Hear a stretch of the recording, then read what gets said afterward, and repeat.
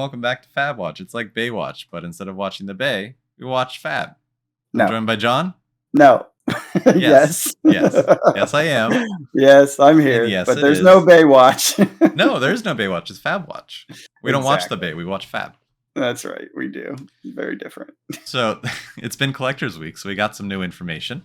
Some cool things are moving. Surprising things.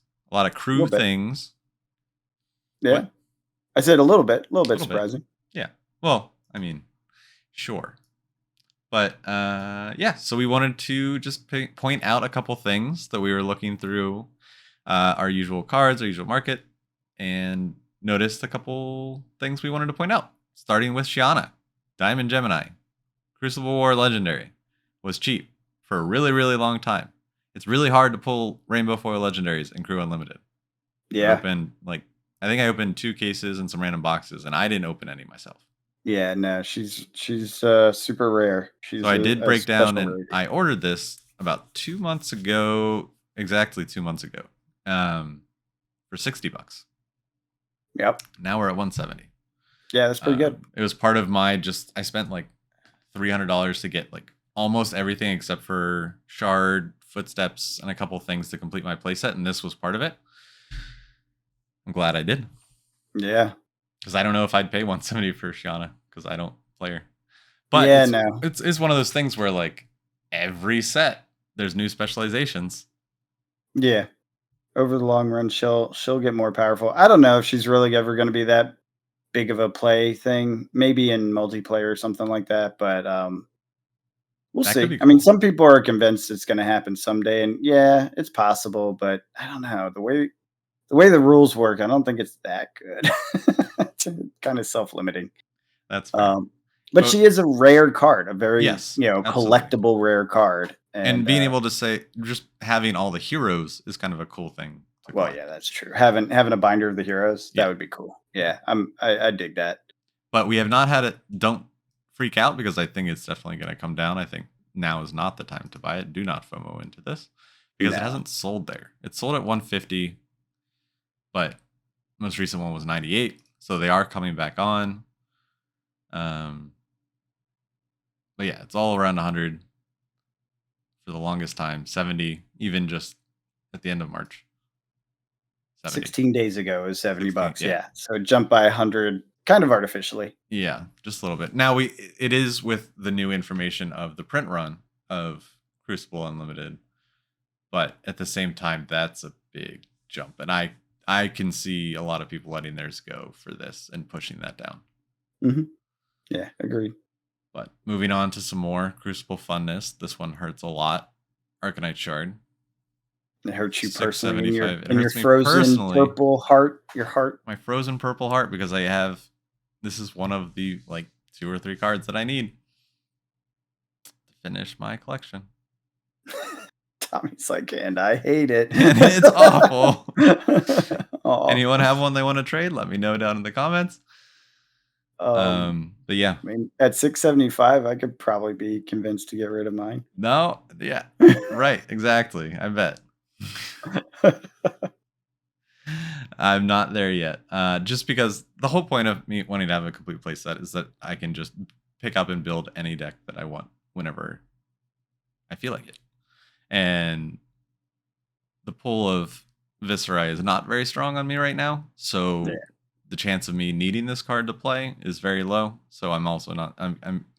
I'm gonna sit this out, see what happens. It may be. I remember there being spikes on the heart and the eye when the playmats came out, and we're just about to get the Shard playmat. So the hype for that at Pro Tour Baltimore is right around the corner. So I'm wondering if post Baltimore maybe we see a little bit of a dip. I'm not sure. I don't know. Yeah. I need one. Tommy's like, please. But also, I don't. The struggles of a collector. Yeah, for sure. Yeah, that's a tough one. It's a rough one. And with the print run thing, I think you're going to be hard pressed to see this come down. I mean, it will come down from here, but like not where it was. No. Yeah. And that's fine. Next one, a little different. Codex of Frailty. I'm just really impressed in how this is holding up in price. Like, yes, it is a very good card, an essential card for the new meta Azalea and Lexi. Lexi is the one that is terrifying me right now. I get it, but at the same time, like, we're drafting this, and I feel like a lot of these are popping up. Sure. But Yeah. I guess just the market keeps absorbing them because play sets of 3, right? Yeah. Well, think about it. Play sets of 3 in the meta, like hugely in the meta. Very good chance of winning Pro Tour. Not top chance, but good chance. And Pro Tour right around the corner. And Pro Tour's weeks away. So, like, the spec is like, if people are speculating on it, it's the right time to speculate on it. Now, Azalea, if I can say things, Azalea Azalea. loses, Yeah. and Oldham wins. Does this card retrace? What do you think? Counteroffer, Lexi wins. Well, if Lexi wins, it stays high Yeah. because they're Yeah. Lexi deck state user. Yeah. But that's what I'm saying. If neither Ranger win, Yeah, I could see this taking a dip for sure. okay. So if you're not going to play in Baltimore and you're looking for this card and can wait a couple weeks, all the people that went with their Azalea, certain they were going to win, and then Yeah. they lose, and they're like, "I'm selling everything." yeah, you could probably pick it up cheap post Baltimore. Yeah, that's actually a fair point. Yeah. Other interesting, crazy one, another Fable, Library. I was like, let's talk about Library, John. And he was like, why? It's boring. Why? Yeah, it's been Because at I was like like, the 170, 180 forever. I was like, who rainbow cares? foil. I was like, yeah, it's at like 170, 180. Yeah. He's like, it's at 440. I'm like, no, it's not. I click, I'm like, holy crap. It literally happened like today, the day we're recording, because it was not there yesterday. No. I look pretty regularly. Yeah. Unlimited rainbow market price is 204. Yeah. We're at 442. Yeah, it jumped just a wee bit. Just a wee bit. There are 5 rainbow foils available, 9 cold foil. So I'm gonna put this one out here, guys. This may be excessive. Yeah, just saying. And we talked about this on the podcast yesterday. Yeah, it's a lot of Monarch. There's a lot of Tails. There's a lot of Everfest. Everfest is a little special creature because we don't know about Unlimited, but like these are still out there now. To be fair, of the 3 Monarchs, case prices are jumping, even Correct. Unlimited. So yeah, I get it. Yeah, it is starting to be that time in the set, but just be careful with some of these. Don't FOMO too hard on Monarch too quickly and assume that it's all going to disappear tomorrow, because a lot of people have Monarch. A lot of people have a lot of Monarch. So. Yeah, I just found it very interesting that like that's a big jump. It is, but that's how it happens. It just the supply runs out, you know. People well, and also when someone buys 3 of them. 3 of them. Yeah, at 240. At 240. It was like 120 forever. Yep. I mean, not 120, 170, 180 forever. Yeah, but there's consistent multiple buys every day. Yeah. There were 6 bought on the 31st. 6 for 175. See, I was watching around that 175, 180. It would bounce up to like 190 and then come back down, and I did not realize that many were going. Because like I said, I look at the Fables almost every day just to see what's going on. Yeah. Yeah. It jumped. It went up. That's what happened. Similarly, but a little more odd, because if you look at this, if you look at the cold foils, it's selling for $725, right? Big difference still between the rainbow foil and the cold foil. Exhibit Carrion Husk. Yeah. 163 for the rainbow foil. First edition cold foil market price 158. Say what? Go click on the. There's 6 rainbow foils. Yeah, isn't that weird? 13 cold foils. And what's the price for a cold foil? 188. So $20 more. Get yourself a cold foil. That's the move, in my opinion. If you're gonna get it, get the cold foil and get it sooner rather than later, because clearly Monarch's being targeted by collectors. So these will dry out. For whatever reason. Yeah, these will dry out. Now I get there's it's the next set. Reason. It's the next set. Yeah, I get it. Yeah. Yeah, and that's one thing I do love about the cycle, nature of Flesh and Blood. Every card's day comes, Yeah. And the collectors are sharp. They're thinking ahead. They're speculating on what's next. They're getting the collectible cards as much as they can. buying on regular intervals, etc., with the expectation that all this stuff is going to jump in the next set. Mhm. And they're probably right. I mean, wouldn't it be smart to design the next set so library is actually viable? Mm. You know? Because how often do they design around old cards that seemed useless or near useless? Although I will say Yeah, I library don't did think get tournament play. I don't think that they would target library to Well, specifically. I don't know. I'm just saying it's a card that, fits with the new set and Yeah, they sure. design It around could. It old sets could. all the time. It could. Yeah, yeah. But even So I like don't know. during hype prism days, like it wasn't super playable. Yeah, it was. It played in tournaments. It actually Yeah. played it But I won mean, tournaments. yeah. Oh, yeah. Okay, but not like all like it was eventually taken out before Prism LL. Yeah, it stopped being viable. Yeah.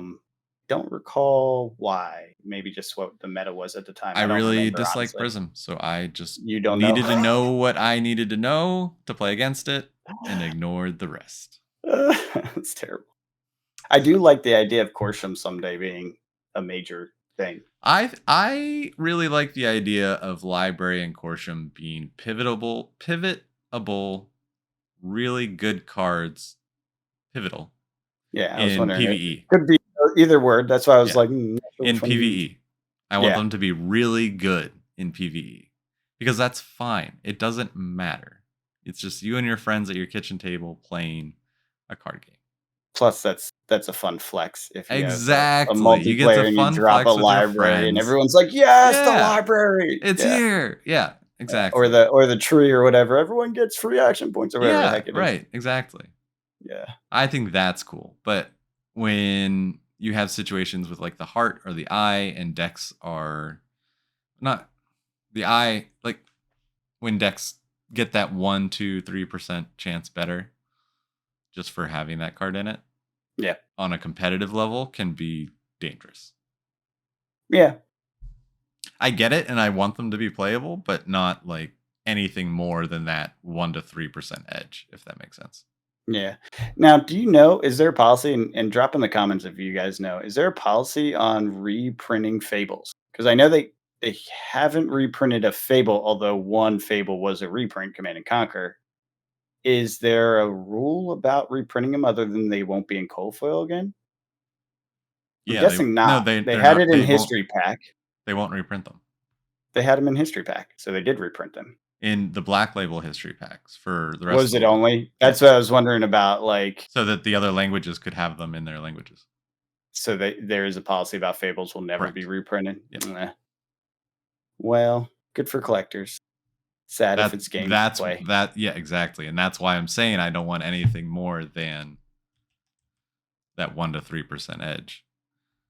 Because if that one, like, imagine how much a heart's going to cost in like 5 years. But if it Yeah. still gives you that 1 to 3% edge, They just have to come out with better fables, right? Exactly, and I'm sure they will. That'll be the answer. That has to be the answer, right? I guess. I don't know. I didn't realize they couldn't reprint them. I never put that together. Yeah.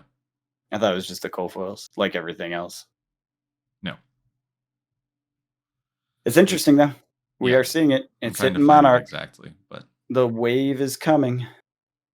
I don't think it's going to be a while till Monarch is like actually affected. Like there may be some FOMO and some spikes on stuff, but I think it'll settle back down. So I would agree typically, except we've seen an insane purchasing spree in the first three. Mhm. We're getting to Monarch where that's the next one that hasn't been hit yet. So there you have that It kind of has. ball. Monarch That, and carrying I us. know. It's just getting hit though, is my point. The ball is rolling into Monarch of money from all these different places. And on top of that, we're gonna get spoilers just as this gets going. Because I agree, it will take longer. And as the money ball gets crazy here, we're going to get spoilers for Dusk Till Dawn. So anything that has synergy is going to just go crazy. Yeah, and I think Carrion Husk is one of those because it's Shadow. So whatever hero they make Shadow in the next set It's can good. play it. Yep. And good in it. It's a block 6. Yeah, it's a crazy card. It's always been a crazy It card. is a Warrior's Fridge in a chess piece. A what?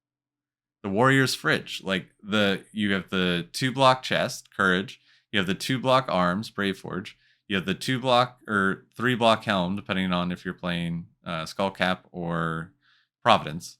And then you have your 1 block, either dynamos or refraction bolters. 2, 4, 6, 7. The So 1 Warriors off. fridge. Yeah. My God. We've talked about this. I know we have, We and have. it's ringing a bell now, but I'm like, what? It's you It throw makes no the sense in Warrior. It should only be It in does. Guardian, No. since they are You're supposed to be the plated in most armor, defensive. John. Yes, so is a Have you Guardian. seen They're the supposed to be. No, they're just like big bulky dudes right now. They're not covered in plated armor.